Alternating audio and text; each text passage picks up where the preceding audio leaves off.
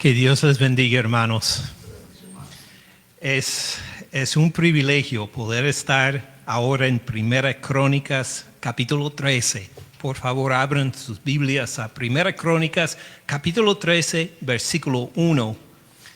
Padre Celestial, igual como oramos hace un momento, pedimos que nos llenes en tu Espíritu Santo. Por favor, ilumínanos sobre el significado de tu palabra. Transfórmanos por tu palabra para que seamos conformados a la imagen de tu Hijo Jesús. Así te pedimos en su santo nombre, Jesucristo, nuestro Señor. En el nombre de Él oramos. Amén. Amén. Hermanos, estamos en un estudio que ya sobrepasa un mes. Sobre el Arca del Pacto, sobre tal vez el mueble o la pieza más importante en el tabernáculo. Hemos visto su construcción en Éxodo capítulo 22, hemos visto varias funciones y espero que se hayan maravillado junto conmigo en cuanto a todo lo que representa el Arca del Pacto. Esta caja de madera cubierta de oro puro por dentro y por fuera, que contenía las tablas del pacto de Dios, en donde definía la relación entre Dios y su pueblo. También vimos que este arca servía como el estrado de los pies de Dios, que Dios moraba entre los querubines o encima de los querubines. Y desde ahí no solo gobernaba el tabernáculo, sino todo Israel. Y no solo todo Israel, sino todas las naciones también. Dios mismo en su poder y su dominio moraba entre su pueblo encima del arca del pacto.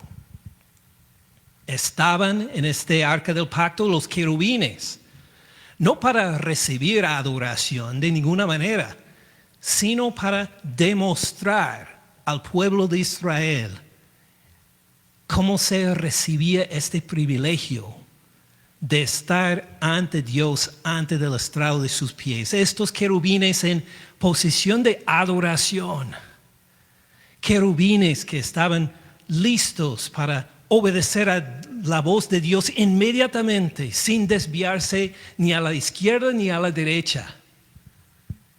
Y claro que desde el arca del pacto, este mismo Dios iba a hablar con Moisés.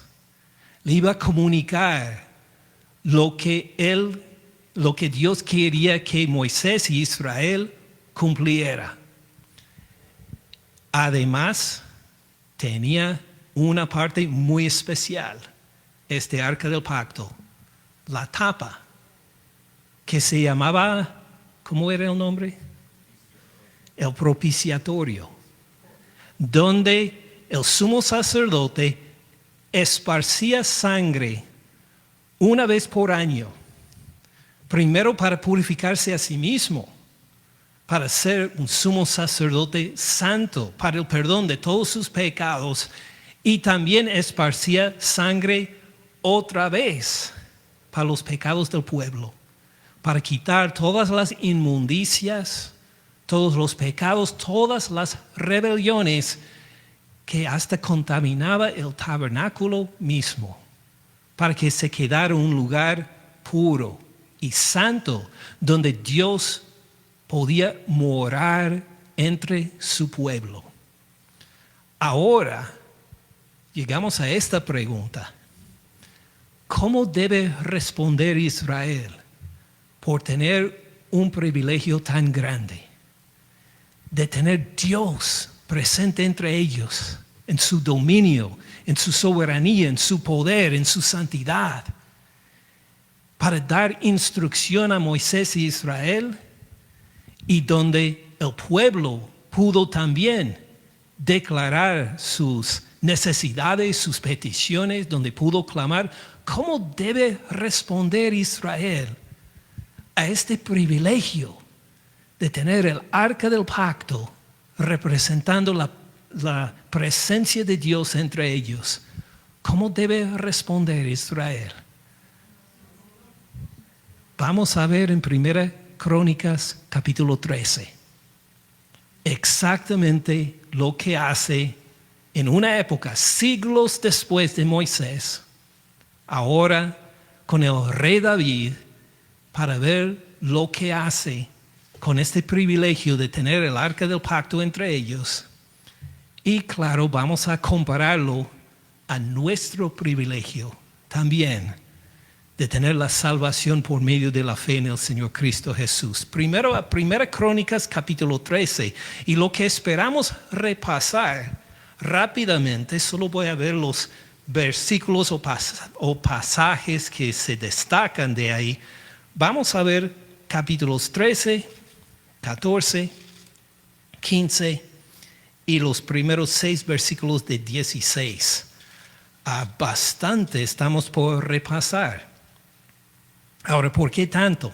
Bueno, si uno lee 2 de Samuel, cuenta la misma historia. Puede encontrar la misma historia de cómo Dios pues permitió que su arca fue llevado a Jerusalén. Y pues el autor de 2 de Samuel decidió narrar todo, contar todo en un solo capítulo. Gloria a Dios. Así hizo por la inspiración del Espíritu Santo, un capítulo. Pero el autor de 2 Crónicas lo vio otra vez por la inspiración del Espíritu Santo como uno de los eventos más importantes en la historia de Israel. Y por eso le dedicó 4 capítulos a la misma historia. Así que vamos a ver la historia más larga aquí en 1 Crónicas, empezando en capítulo 13, para ver qué importancia tenía, cómo respondía Israel y cómo debemos responder nosotros a tener el privilegio de la presencia de Dios. ¿Listos? Capítulo 13, versículo 1. Entonces David, ya es rey de todo Israel en ese entonces, entonces David tomó consejo con los capitanes de millares y de centenas y con todos los jefes. Y dijo David a quiénes? A toda la asamblea de Israel. Y cuando dice asamblea, tiene la idea de una reunión santa ante la presencia de Dios. Si les parece bien, y si es la voluntad de Jehová nuestro Dios, enviaremos ¿a dónde? A todas partes por nuestros hermanos que han quedado ¿en dónde? En todas las tierras de Israel, por los sacerdotes y levitas que están con ellos en sus ciudades y ejidos, para que se reúnan con nosotros y traigamos el arca de nuestro Dios a nosotros en Jerusalén, porque desde el tiempo de Saúl no hemos hecho caso de ella. Entonces, de este pasaje, noten primero lo siguiente, que David hace el esfuerzo de incluir a todos, que haya unanimidad en este proyecto de traer el arca de Dios a Jerusalén. Pide a todos los capitanes, pide a todos los jefes del pueblo, no simplemente decreta, yo soy el rey, así tiene que hacer, sino quiere que todos participen en unanimidad, hasta los que viven lo más lejos de Jerusalén, que tengan una participación en este proyecto de traer el arca del pacto a Jerusalén. Entonces, vamos a recordar lo siguiente. Vamos a recordar unanimidad. La unanimidad en la adoración es algo que agrada a David y, como veremos, agrada a Dios también. Tiene sentido, ¿verdad? No es muy difícil este concepto. Escuchemos otra vez el final del versículo 3. ¿Por qué tienen que hacer esto? ¿Por qué tienen que poner atención al arca del pacto? porque desde el tiempo de Saúl, el rey antes de David, no hemos hecho caso de ella. ¿No hemos hecho caso de qué? Del arca del pacto. Imagine todos estos privilegios que les conté. Y por no solo años, sino décadas, ¿qué hizo Israel en respuesta a este privilegio? Nada. No hizo caso del arca del pacto. O el arca del pacto se quedó en el tabernáculo en otra ciudad olvidada. Porque pues había muchas cosas por hacer. Saúl tenía que pues levantar y solidificar su reinado. Luego llegó David y hubo pues todas estas tribulaciones entre Saúl y David y luego una guerra civil a la muerte de Saúl. Había muchas cosas por hacer. ¿Y qué pasó con el arca del pacto? La presencia de Dios en su soberanía y en su dominio. Este lugar donde Dios iba a comunicar con su pueblo y su pueblo le pudo clamar. ¿Qué pasó con el arca en todo ese tiempo? Se les había olvidado. Este privilegio incomparable se quedó olvidado en un rincón del tabernáculo en una ciudad fuera de Jerusalén. ¿No será que a veces pasa con nosotros también? ¿Qué privilegios tenemos por la salvación en el Señor Cristo Jesús? Son incontables. ¿Qué privilegios tenemos por esta salvación? Y qué horror es en realidad si se nos olvida estos privilegios. Y si simplemente llegamos a ser llevados en las preocupaciones diarias del trabajo y de todas las circunstancias y las tribulaciones y las ansiedades y de repente nos encontramos sin haber clamado al Señor desde hace tiempo, sin haber abierto la Biblia, con la Biblia recolectando polvo, ya por tanto desuso. Y ¿qué se hace entonces? Cuando nos damos cuenta de que hemos dejado de lado los privilegios que el Señor nos ha dado, pues hacemos igual como David. ¿Qué hizo David? Simplemente lo anunció a sus hermanos para que volvieran a poner atención a lo que se quedó olvidado desde hace tiempo. La presencia de nuestro Dios.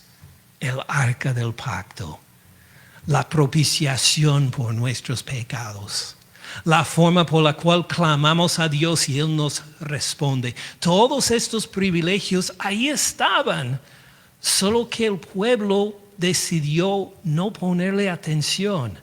Pero ahora va a haber un avivamiento en Israel porque la voz de una sola persona, del rey David, le va a llamar la atención a la gente para decir, hermanos, todos, Dios está presente con nosotros. Se nos ha olvidado. Traigamos el arca del pacto a Jerusalén entonces. ¿Tiene sentido? Versículo 4. Y dijo quién o quiénes. Toda la asamblea que se hiciera así. Todos dijeron amén. Es verdad, se nos ha olvidado el arca de Dios. ¿Por qué no vamos entonces para traerlo ahora a esta nueva ciudad que David acaba de conquistar y edificar ahora en santidad a Jerusalén, para que esté acá la presencia de Dios, no solo con nosotros los que apoyamos a David y de la tribu de Judá, sino que todo Israel participe y glorifique a Dios? Dijo toda la asamblea que se hiciera así, porque la cosa parecía bien a todo el pueblo. Entonces David reunió a todo Israel desde Sior de Egipto, la frontera con Egipto, hasta la entrada de Amat, la frontera al norte de Israel en ese entonces, para que trajeran el arca de Dios a Kiriat Jearim. Y subió David con todo Israel a Bala de Kiriat Jearim, que está en Judá, para pasar de ahí el arca de Jehová Dios, que mora entre los querubines, sobre la cual su nombre es invocado. Ellos se dieron cuenta que al traer esta pieza desde Kiriat Jearim hasta Jerusalén, no solo estamos moviendo algún mueble, sino que es la presencia de nuestro Dios entre los querubines, en su dominio, en su poder, a quien estamos glorificando por esta mudanza. Llevaron el arca de Dios de la casa de Abinadab en un carro nuevo, y debemos pausar ahí un momento. Y si recordamos 1 de Samuel, que estudiamos juntos hace muchos años, si recordamos esta historia del arca del pacto, ¿quiénes pusieron el arca en un carro nuevo? ¿Recuerdan? ¿Quiénes pusieron el arca del pacto en un carro nuevo? Esto no fue la primera vez que sucedió. Sucedió en otra ocasión. ¿Qué pasó? Los filisteos. Ahora, ¿por qué pusieron los filisteos el arca del pacto? Son filisteos, paganos. ¿Por qué pusieron el arca del pacto en un carro nuevo? Sí, se lo robaron de Israel. Israel pensó que iban a vencer a los filisteos. Habían perdido una batalla y dijeron, pues, no vamos a tener victoria si no esté presente con nosotros el arca del pacto. Entonces decidieron entrar en batalla con el arca del pacto y fueron vencidos por los filisteos. ¿Qué hicieron los filisteos con el arca del pacto entonces? Sí, se lo llevaron a uno de los templos de ellos, en el templo de uno de los dioses de ellos, como trofeo para dar gracias a su Dios. ¿Y cómo se quedó este Dios al día siguiente? Caído. Luego caído con las manos cortadas. Y pues no recuerdo si lo descabezaron también. Pues entonces en esta ciudad dijeron, ¿sabes? Vamos a enviar el arca del pacto a otra ciudad. Entonces iba de ciudad entre los filisteos, y en todas estas ciudades empezaron a enfermarse con una plaga, y se dieron cuenta que el Dios de Israel es más poderoso que cualquier de nuestros dioses. ¿Qué hacemos para devolverle a Israel esta arca del pacto que está causando tanta enfermedad y condenación entre nosotros? Y estos paganos llegaron a la idea, entre otras cosas, a poner el arca del pacto en un carro nuevo para enviarlo de vuelta a Jerusalén. Y ahora, ¿quiénes están poniendo el arca del pacto en un carro nuevo? Israel. Por favor. Están tratando el arca del pacto como si fueran paganos. Esta no es la forma de transportar el arca del pacto de Dios. Pero así pasan las cosas a veces después de olvidar de este privilegio por tanto tiempo. Nos olvidan también los detalles de cómo llevar apropiadamente este privilegio, ¿verdad? A ver lo que pasa. Versículo 7, llevaron el arca de Dios a la casa de Abinadab en un carro nuevo. Usa y Ahío guiaban el carro. David y todo Israel se regocijaban delante de Dios con todas sus fuerzas. Imagine la fiesta y todos están celebrando, glorificando a Dios de todo corazón con cánticos, arpas, salterios, tamboriles, címbalos y trompetas. Pero cuando llegaron a la era de Kidón, Usa extendió su mano al arca para sostenerla, porque los bueyes tropezaban. Y el furor de Jehová se encendió contra Usa y lo hirió, porque había extendido su mano al arca y murió ahí delante de Dios. Se acabó la fiesta, porque uno hizo algo indebido, en que le puso la mano sobre el arca de Dios, algo prohibido. Una reacción sin pensarlo 2 veces. Al ver que algo se iba a caer, pues uno quiere sostenerlo con la mano y ¡zas! Se quedó muerto porque no había tomado conciencia de la santidad de Dios. Es la morada de Él, es el lugar donde Él reposa. Jamás toca a alguien el trono de Dios. Versículo 11. David, hace unos versículos, se estaba regocijando. Ahora tuvo pesar, porque Jehová había quebrantado a Usa. Recuerden esta palabra, había quebrantado a Usa, por lo que llamó a aquel lugar Pérez Usa. Pérez Usa significa quebrantamiento a Usa. Recuerda, pues, una rotura. Dios rompió en santidad y mató a Usa. Fue tan impresionante al punto de que nombraron el lugar por este evento. David temió a Dios aquel día. ¿O era que David no temió a Dios antes? No, no era esto. La idea es que sí, siempre temía a Dios, pero ahora, este día, se temió a Dios aún más. Se dio cuenta de que alguien perdió su vida por el descuido que hubo en Israel a causa de la presencia de Dios entre ellos. David temió a Dios aquel día y dijo: ¿cómo he de traer a mi casa en Jerusalén el arca de Dios? No trajo David el arca a su casa en la ciudad de David, sino que la llevó a casa de Obed-edom Geteo, alguien que estaba cerca en donde casi se cayó el arca. Ahora lo llevan a donde la casa de él para ver qué vamos a hacer ahora. ¿Cuál será el próximo paso? El arca de Dios estuvo con la familia de Obed-edom en su casa 3 meses y ¿qué pasó?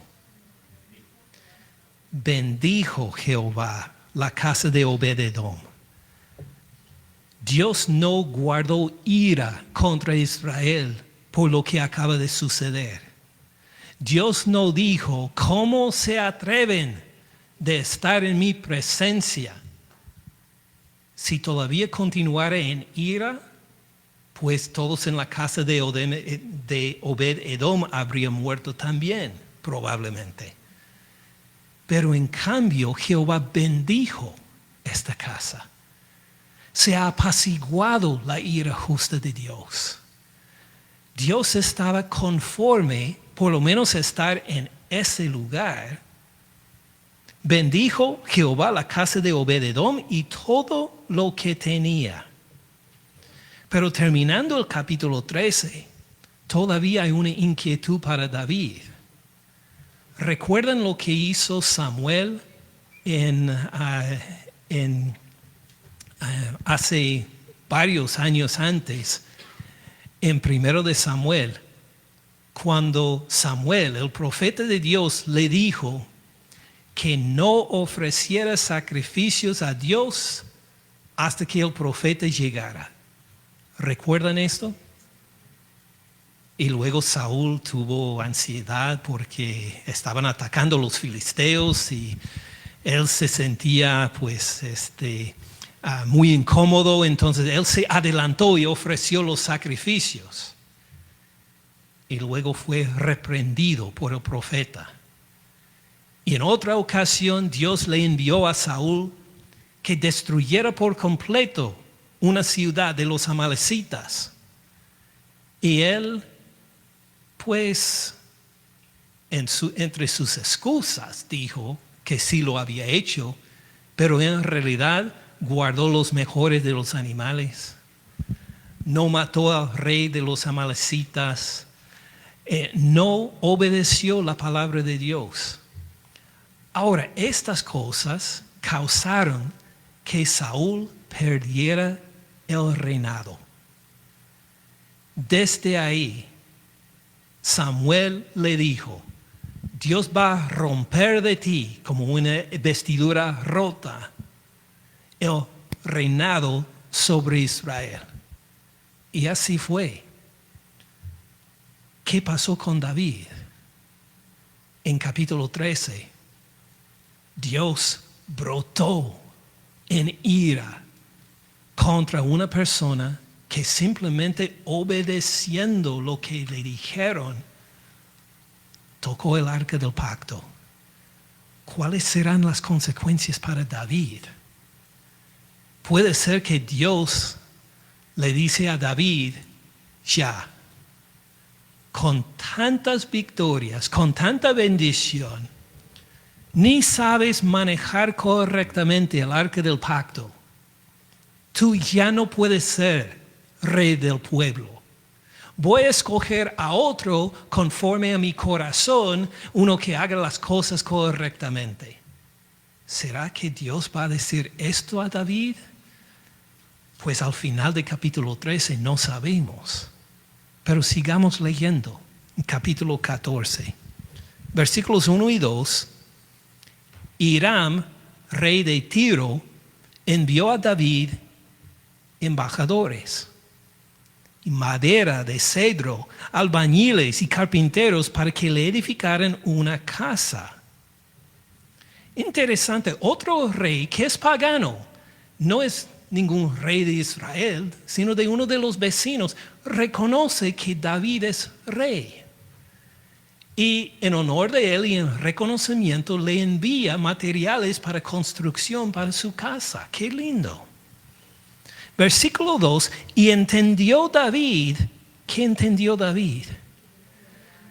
Que Jehová lo había confirmado como rey sobre Israel.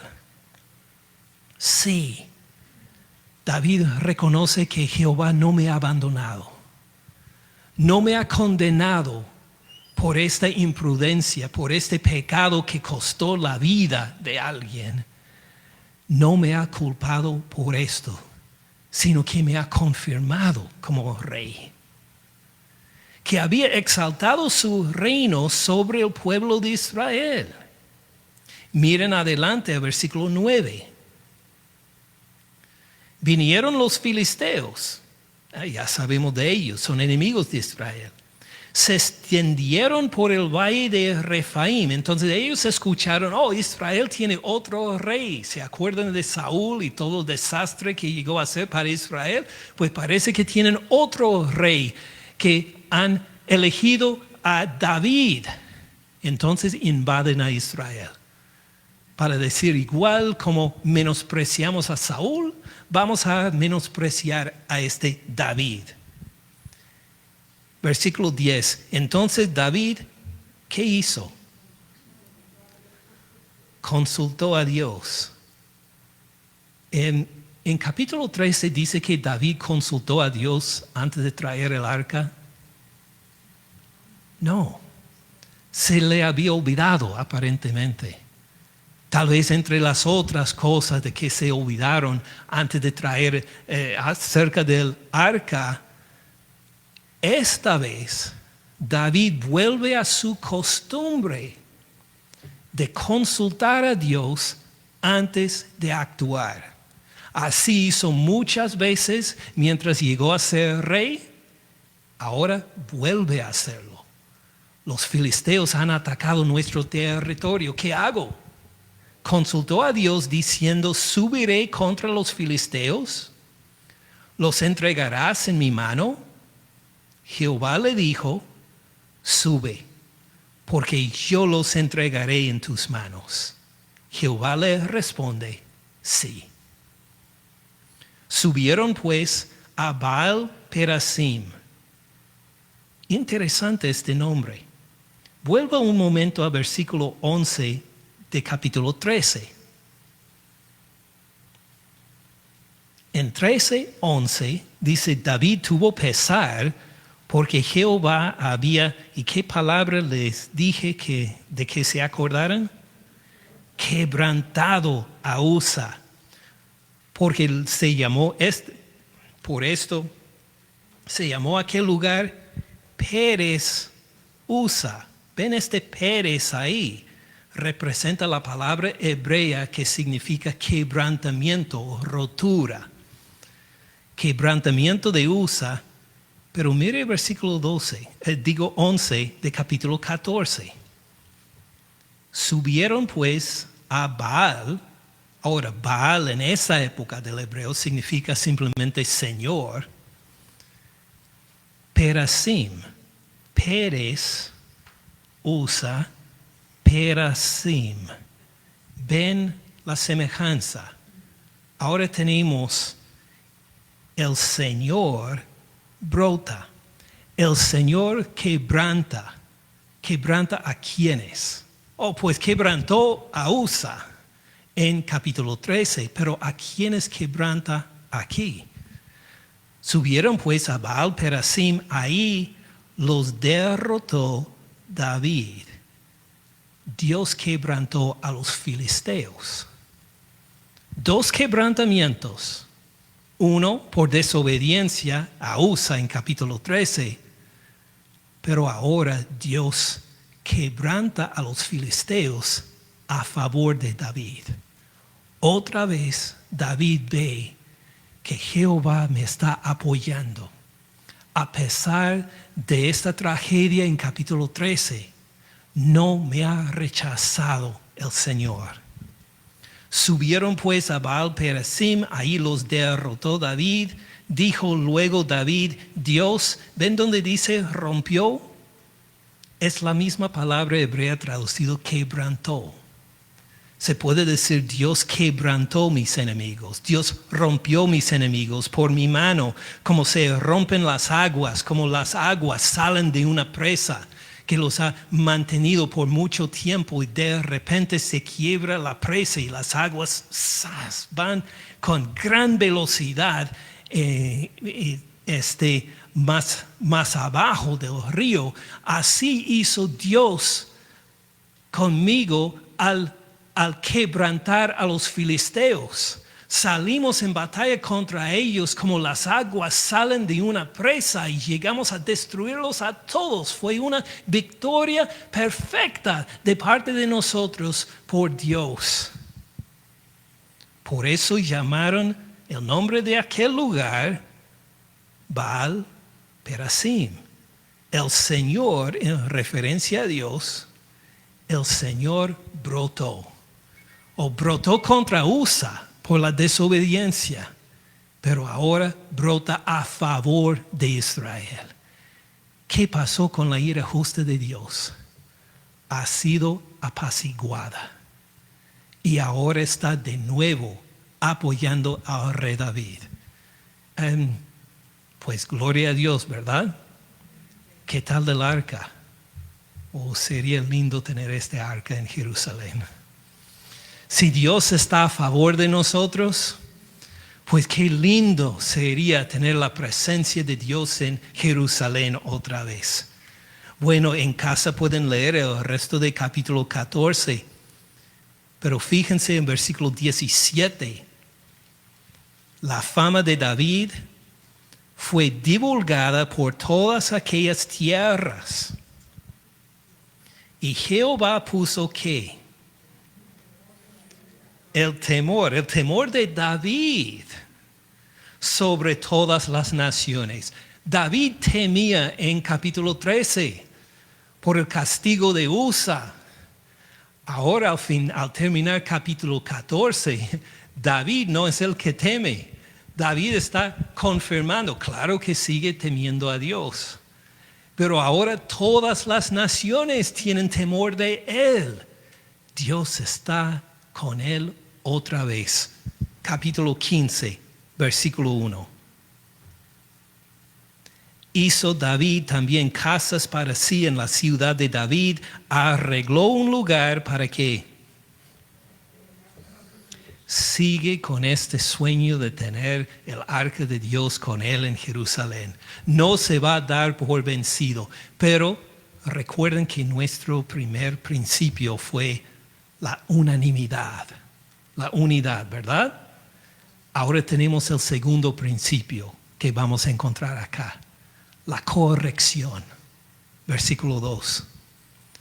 Entonces dijo David, ¿qué dijo?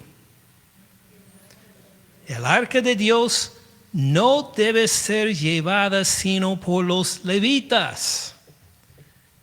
Recibe la corrección. Volvió a ver la ley de Jehová de Dios. Leyó en Deuteronomio 10 y en otras partes son los levitas los únicos que van a llevar el arca. Porque a ellos ha elegido Jehová para que lleven el arca de Jehová y les sirvan perpetuamente. Empezamos con unanimidad en adoración. ¿Y qué encontramos luego por David? Hubo que haber un ajuste, una corrección para que estuvieran de acuerdo con la palabra de Dios. Sigamos adelante. Versículo 3. Congregó David ¿a quiénes? A todo Jerusalén. Estamos en la unanimidad y armonía otra vez. Congregó David a todo Israel en Jerusalén para que pasaran el arca de Jehová a su lugar, el cual le había él preparado. Reunió también David a los hijos de Aarón y a los levitas. Y luego organiza los descendientes de 3 de los hijos de Aarón y hasta 3 de los nietos de Aarón también, en versículos 4 hasta el versículo 10. Y en versículo 11 también reconoce a los sacerdotes, Sadac y Abiatar, y pues los otros levitas mencionados en el versículo 11, y les dijo, versículo 12, ustedes son los principales padres de las familias de los levitas. Santifíquense, apártense del pecado, apártense de las inmundicias, santifíquense ustedes y sus hermanos, y pasen el arca de Jehová Dios de Israel al lugar que le he preparado. Pues por no haberlo hecho así ustedes la primera vez, Jehová nuestro Dios, ¿qué hizo? Nos quebrantó, capítulo 13. Sí, nos quebrantó. Actuó contra nosotros, contra Usa y contra todos nosotros, por cuanto no le buscamos según su ordenanza. Así, los sacerdotes y los levitas se santificaron para traer el arca de Jehová Dios de Israel. Los hijos de los levitas trajeron el arca de Dios puesta sobre sus hombros en las barras, como lo había mandado Moisés, conforme a la palabra de Jehová. Recuerden que nuestro segundo principio, el primero fue la unanimidad, la armonía. El segundo se me olvidó, ayúdenme. La corrección, el ajuste. Vamos a añadir otro detalle, el ajuste para obediencia. La corrección para obediencia, para obedecer la palabra de Dios. Es por esto la corrección, para obedecer. Versículo 16. Asimismo dijo David a los principales de los levitas que designaran a sus hermanos a cantores con instrumentos de música, con salterios y arpas y címbalos que resonaran y alzaran la voz con alegría. Van a tener una fiesta, pero una fiesta organizada en obediencia a la palabra de Dios, con los levitas a cargo, dirigiendo la música, llevando el arca del pacto. Así van a traer el arca a Jerusalén. Tiene sentido hasta ahora, ¿verdad? Muy bien. Sigamos adelante entonces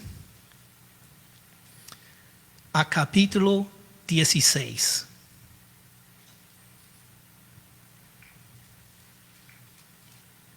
Capítulo 16, versículo 1. ¿Quieren ver un poco de la fiesta? Ok, 15:25. Vamos a ver un poco de esta fiesta, de cómo celebraron el arca del pacto. ¿Por qué no?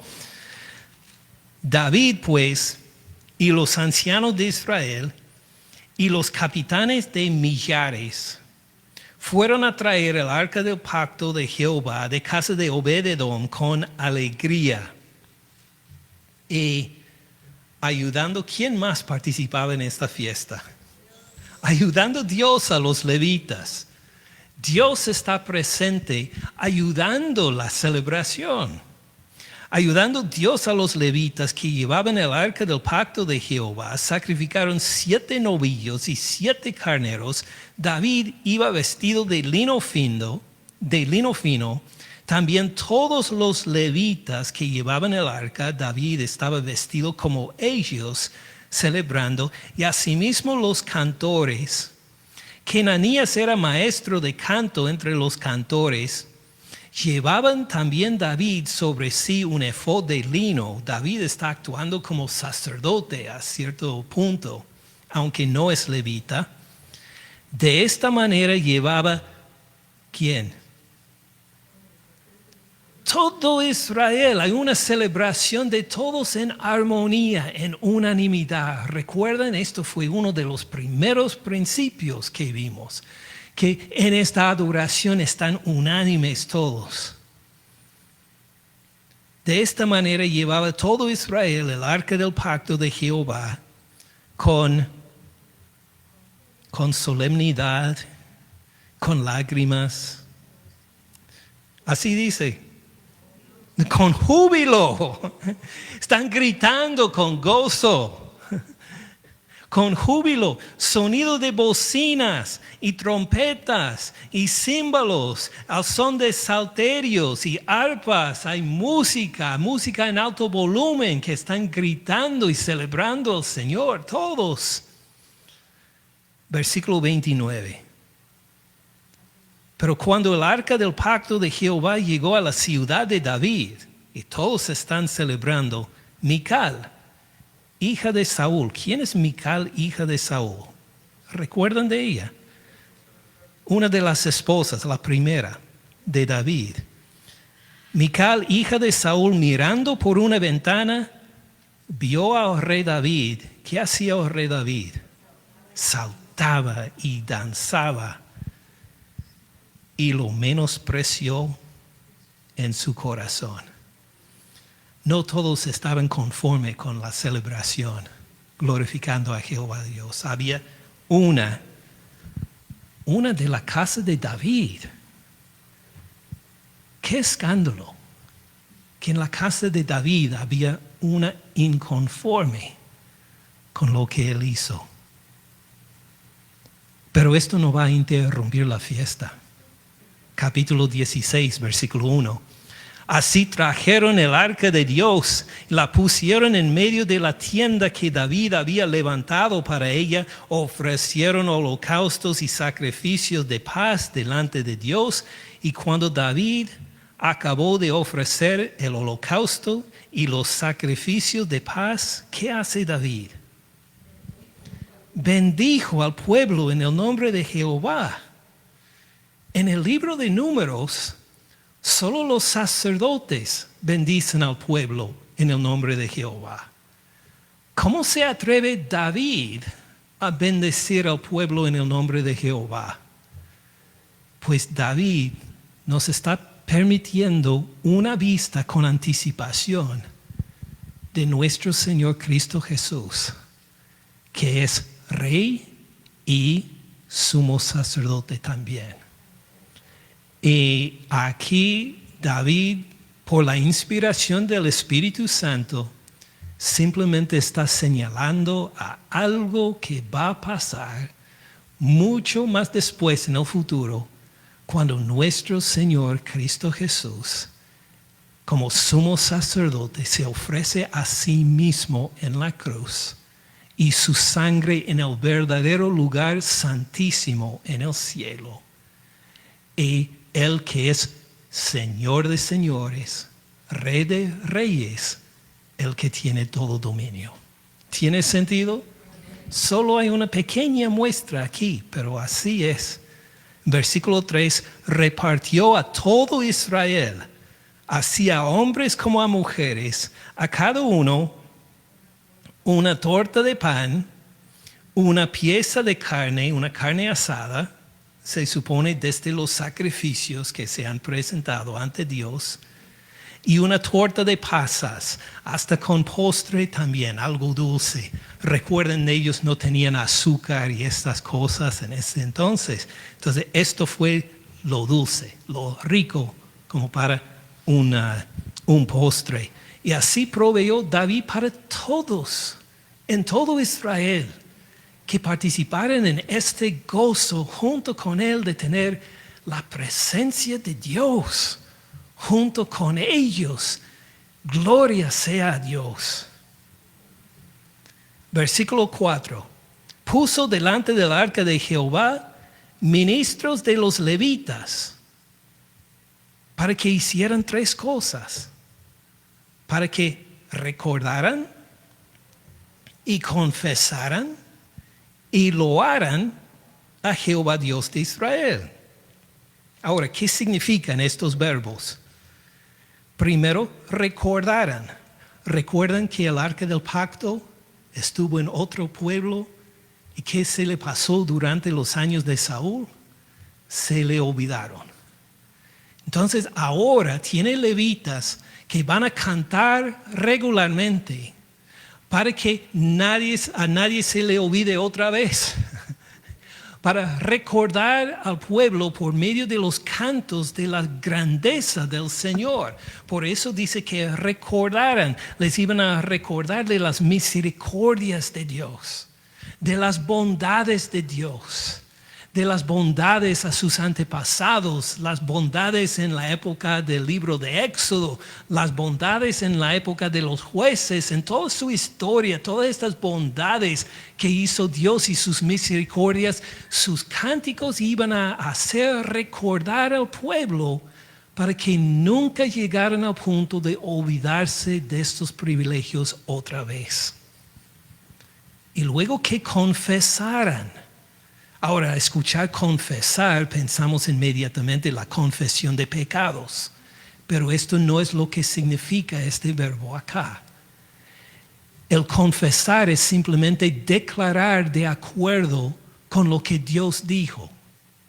Van a repetir lo que Dios dijo en su palabra. Simplemente van a anunciar y declarar que estamos de acuerdo con lo que Dios nos ha dicho. Y de esto van a cantar, de esto va a ser sus cánticos. Para recordar, para confesar de acuerdo con las palabras de Dios. Y luego el tercero, loaran, que loaran a Jehová. ¿Qué significa loar? Alabar, alabanza. Van a declarar delante de todos la gloria de Dios para que toda la comunidad tenga ganas de anunciarlo también. Van a declarar las alabanzas para que todos los hermanos participen y den gloria a Dios también, porque es digno de adoración no solo de un élite espiritual que cante cosas lindas a Dios. Él es digno de la alabanza de las bocas de todos los suyos, de todos en la tierra, de toda criatura. Y este es el propósito del loar, para despertar la memoria de todos, para que digan, sí, es verdad, casi se me ha olvidado. Dios es digno de alabanza, entonces le voy a alabar junto con ellos también. ¿Tiene sentido? Recordar, confesar, loar o alabar. ¿Sería parecido a lo que hacemos nosotros cuando cantamos? Espero que sí. Espero que sí, que cuando cantamos alabanzas también, que estemos llamando a todos para que participen, para recordar las bondades de Dios, para loar o alabar su nombre, también para confesar de acuerdo con su palabra que Él es digno de toda adoración y nuestra atención, ¿verdad? Entonces, versículo 5, Asaf el primero, el segundo después de él, Zacarías, Jeiel, Semimramot, Jeiel, Matatías, Eliab, Benaía, Obededom y Jeiel con sus instrumentos de salterios y arpas, pero Asaf sonaba los símbolos. También los sacerdotes Benaía y Jaasiel sonaban continuamente las trompetas delante del arca de pacto de Dios. Si no pasaba en Jerusalén entonces, cerca del arca del pacto, ¿qué iba a escuchar? En ese entonces, ¿qué iban a escuchar?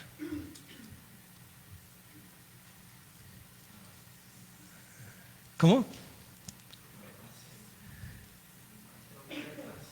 Trompetas, vamos a unirlo. Iban a escuchar música. Iban a escuchar música en alabanza a Dios constantemente, continuamente, en las mañanas, en las tardes. Iba a haber un grupo de levitas alabando a Dios para que todos que asistían pues también participaran en esta alabanza. ¿Tiene sentido? Entonces, a ver si llegamos a 3 principios. Primer principio, ¿cuál fue? La unanimidad. Segundo, la corrección. La corrección para obediencia. Un ajuste para obediencia. Para al final, nuestro tercer punto, para alabar a Dios. Para recordarlo, para confesarlo, para alabarlo junto con música. Tendrá que ver estos 3. La unanimidad, la corrección, para luego alabar a Dios. Sería que continúe en el Nuevo Testamento también. Lo vamos a ver rápidamente para cerrar este sermón. Vayan conmigo a Apocalipsis. Apocalipsis capítulo 4. Vamos a ver solo rápidamente versículos 9, 10 y 11. Recordando cuál fue nuestro primer principio. Unanimidad. A ver si encontramos la unanimidad en esta escena de adoración en el cielo en Apocalipsis 4:9. ¿Listos? ¿Todos lo han encontrado? Dice, y siempre que aquellos seres vivientes dan gloria y honra y acción de gracias al que está sentado en el trono, al que vive por los siglos de los siglos, los 24 ancianos. Los que conocen el libro de Apocalipsis, ¿cuántos ancianos había? 24. Les faltaba uno de ellos en esta escena de adoración. No, todos los 24 están. Los 24 ancianos se postran delante del que está sentado en el trono y adoran al que vive por los siglos de los siglos. Echan sus coronas delante del trono diciendo, Señor, digno eres de recibir la gloria, la honra, el poder, porque tú creaste todas las cosas y por tu voluntad existen y fueron creadas. No hay nada que falta ahí, no hay nadie que falta, todos están adorando correctamente a Dios sin ningún pecado, sin ninguna cosa que falta, pero hay una corrección pendiente que hay que hacer. Capítulo 5. Y vi en la mano derecha del que estaba sentado en el trono un libro, escrito por dentro y por fuera, sellado con 7 sellos. Vi a un ángel fuerte que pregonaba a gran voz: ¿quién es digno de abrir el libro y desatar sus sellos? Y ninguno, ni en el cielo, ni en la tierra, ni debajo de la tierra, podía abrir el libro, ni aún mirarlo. Yo lloraba mucho, porque no se había hallado en ninguno digno de abrir el libro, ni leerlo, ni de mirarlo. Y uno de los ancianos me dijo: no llores, aquí viene la corrección. He aquí que el león de la tribu de Judá, la raíz de David, el que fue antes de David, ha vencido para abrir el libro y desatar sus 7 sellos. Y miré, y vi que en medio del trono y de los 4 seres vivientes, en medio de los ancianos, estaba en pie un cordero, como inmolado. Tenía 7 cuernos y 7 ojos, los cuales son los 7 espíritus de Dios enviados por toda la tierra.